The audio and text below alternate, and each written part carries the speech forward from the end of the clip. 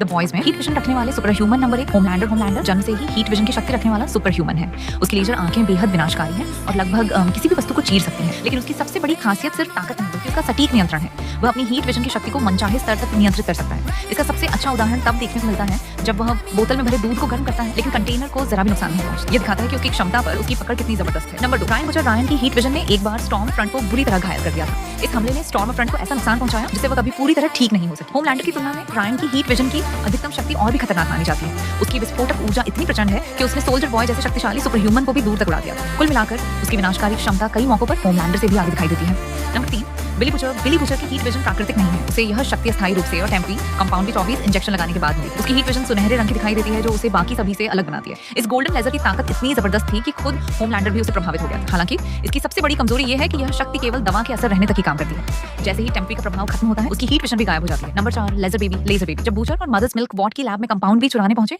तब उनका सामना एक ऐसे शिशु से हुआ जिसके पास नीले रंग की हीट विजन थी। इस बच्चे की आंखों से निकलने वाली नीली लेजर बेहद घातक थी। स्क्रीन पर आते ही उसने अपनी शक्ति का इस्तेमाल करके कई गार्ड्स को पल भर में खत्म कर दिया। उसकी विनाशकारी क्षमता किसी भी बड़े सुपर ह्यूमन से कम नहीं थी। द बॉयज की दुनिया में हीट विजन सिर्फ होमलैंडर तक सीमित नहीं है। रायन, बूचर और लेजर बेबी जैसे किरदारों ने भी इस शक्ति के अलग-अलग और खतरनाक रूप दिखाए हैं।